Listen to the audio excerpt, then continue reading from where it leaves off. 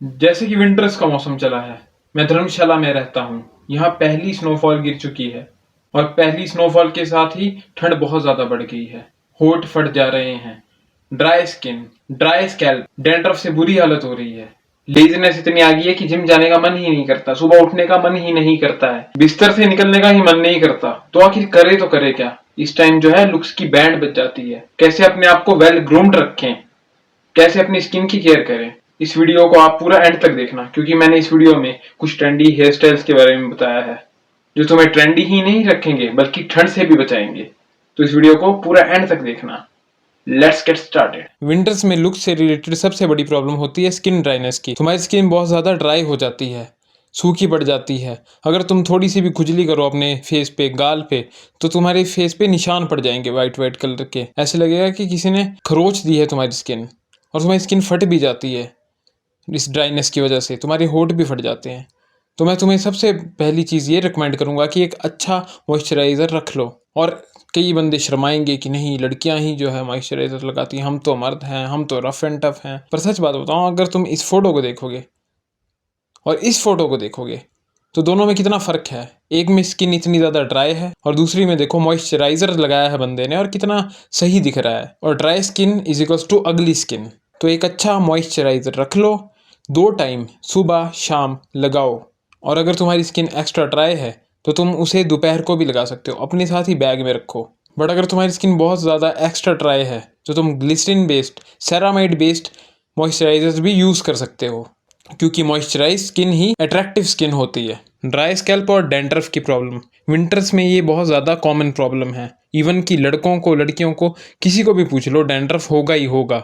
और अगर तुम काले कपड़े पहनते हो जैसे मैंने पहने हैं तो बहुत ज़्यादा डैंड्रफ गिरता है शोल्डर्स पे, जिसको लोग देखेंगे और तुम्हें जज करेंगे कि यार कितना डर्टी है, सर ही नहीं धोता है। तो इसका आखिर फिक्स कैसे है? क्या फिक्स कर सकते हो तुम? क्योंकि ड्राई स्कैल्प होगा तो बाल भी झड़ेंगे, बाल झड़ने की भी तुम्हें दिक्कत आएगी। तो इसका कोई बहुत ज़्यादा एक्सपेंसिव सॉल्यूशन नहीं है। मैं तुम्हें बजट फ्रेंडली सॉल्यूशन बताऊंगा। मस्टर्ड ऑयल, जो कि सभी के घर में है, क्योंकि इसमें तुम खाना भी बनाते हो, कोई सब्जी भी तलनी हो इसमें ही तलते हो। तो मस्टर्ड ऑयल बहुत ज़्यादा अच्छा होता है बालों के लिए। ये मॉइस्चराइज रखता है स्कैल्प को। अब मैं ये नहीं कह रहा हूँ कि मस्टर्ड ऑयल को रोज़ लगाना है तुमने, चंपू लगोगे, चंपू दिखोगे, ऐसा बिल्कुल नहीं करना है कि रोज़ लगाओ। मस्टर्ड ऑयल को तुमने रात को लगाना है, हफ्ते में एक बार रात को लगाओ।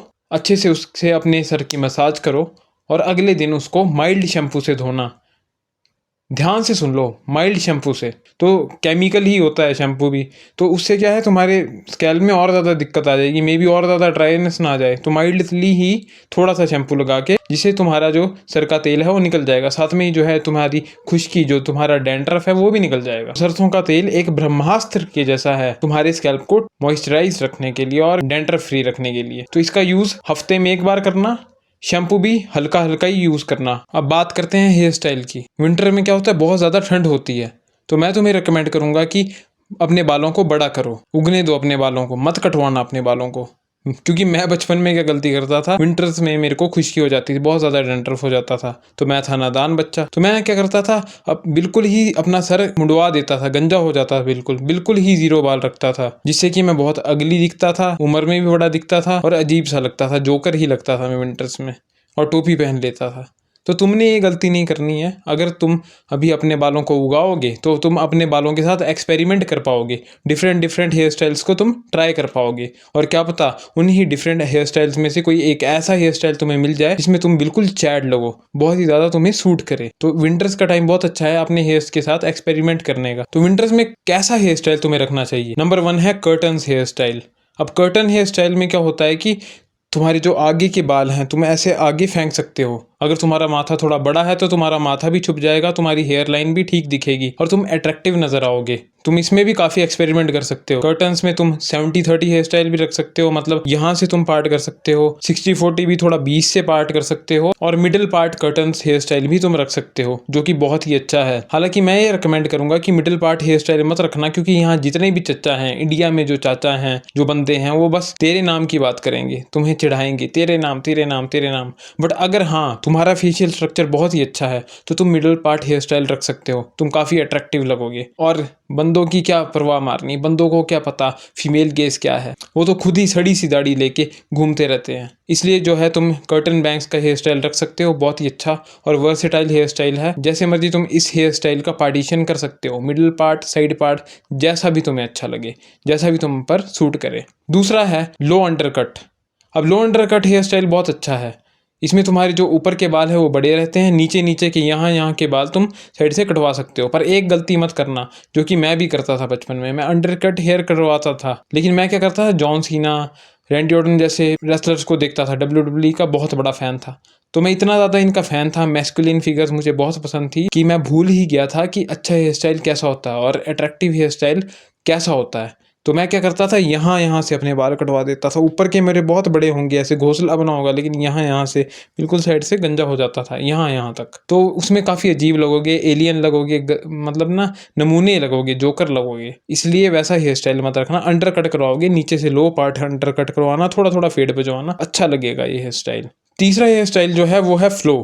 Medium to long hairstyle में तुम ये फ्लो रख सकते हो। अब ये इसमें क्या होता है, तुम्हारे बाल बहुत ज़्यादा बड़े होते हैं, मतलब मीडियम। अब जैसे मेरे बाल भी हैं, इतने बाल भी अगर तुम्हारे हैं तो तुम्हें क्या करना है, मेरे बाल तो आगे हैं, मैंने तो थोड़े कर्टन्स टाइप में रखे हैं, लेकिन तुम क्या कर सकते हो, इन बालों को ऐसे पीछे कर लोगे, बिल्कुल ऐसे पीछे कर देना, ढीले ढीले रखना, चिपकाने की जरूरत नहीं, जेल लगाने की नहीं, बस पीछे कर लेना और बहुत अच्छे लगेंगे ये हेयर स्टाइल। ऋतिक रोशन भी हेयर स्टाइल रखता है और काफ़ी जो है मॉडल्स भी इस हेयर स्टाइल को रॉक करते हैं। तो फ्लो हेयर स्टाइल भी तुम रख सकते हो। अगला जो हेयर स्टाइल है वो प्रोफेशनल बंदों के लिए, मे बी तुम स्कूल जाते होगे या मे बी तुम जो है अभी कोई काम कर रहे हो, किसी जॉब में हो, किसी फॉर्मल ओकेजन में तुम जाते हो और तुम एक फॉर्मल हेयर स्टाइल चाहते हो। तो फॉर्मल हेयर स्टाइल के लिए स्लिक बैक हेयर स्टाइल बहुत अच्छा है, लेकिन बड़े बाल, मीडियम बाल रखना, पीछे बिल्कुल बाल तुम्हें चिपकाने हैं। अब इसका एग्जांपल है सीएम पंक। सीएम पंक 2011-12 में यही हेयर स्टाइल रखता था, वो एक रेसलर है। तो इस टाइप का तुम्हें हेयर स्टाइल जो है तुम रख सकते हो, ऑफिस के लिए बहुत अच्छा है और एक क्लासिक हेयर स्टाइल और अट्रैक्टिव भी तुम्हें बनाएगा। बट मैं रिकमेंड करूंगा, अगर तुम्हारी हेयर लाइन बहुत ज़्यादा बड़ी है, यानी कि बाल यहाँ से स्टार्ट है, तो ये हेयर स्टाइल मत रखना। तो तुम्हें जो है कर्टन हेयर स्टाइल ही रखना चाहिए, या मैसी फ्रिंज भी तुम रख सकते हो। लेकिन ये बहुत अच्छा क्लासिक हेयर स्टाइल है, थोड़े बड़े बाल रखना। पर इसमें सीएम पंक के बाल तुम्हें इस वीडियो में छोटे दिख रहे होंगे, लेकिन तुम्हें जो है थोड़े बड़े बाल रखने हैं। मे बी एग्जाम्पल इस फोटो का ले लो, इस तरह तुम, अगर तुम्हारे बाल हैं तो तुम चिपका सकते हो। अगर बहुत ज़्यादा छोटे बाल हैं तुम्हारे अभी तो ये हेयर स्टाइल तुम्हारे लिए नहीं है, अजीब लगोगे, एलियन लगोगे। अगला जो हेयर स्टाइल है वो है मैन बन। तुम मैन बन भी रख सकते हो। अगर तुम अपने बालों को काफ़ी टाइम से ग्रो कर रहे हो तो तुम मैन बन हेयर स्टाइल भी रख सकते हो। एरन यीगर हेयर स्टाइल, ये भी तुम रख सकते हो। काफ़ी अच्छे ट्रेंडी हेयर स्टाइल्स हैं। बट उन बंदों को ये हेयर स्टाइल नहीं रखनी चाहिए जिनके जो है माथे बहुत बड़े हैं, यहाँ तक जिनके माथे हैं, क्योंकि वो बहुत अजीब लगेंगे, अजीब सा लगता है, वियर्ड सा। तुम इस फोटो में ही देख लो कितने अजीब से हेयर स्टाइल है। जिन बंदों का माथा बड़ा है उनको फ्रिंजी हेयर स्टाइल रखने चाहिए, कर्टन हेयर स्टाइल रखने चाहिए। और जिन बंदों का माथा छोटा है, अच्छी हेयर लाइन है, उनको जो है बाल पीछे चिपका कर रखने चाहिए। स्लिक बैक रख सकते हो, मैन बन रख सकते हो। तो इस तरह के तुम हेयर स्टाइल रख सकते हो। विटामिन डी पर ध्यान देना पड़ेगा।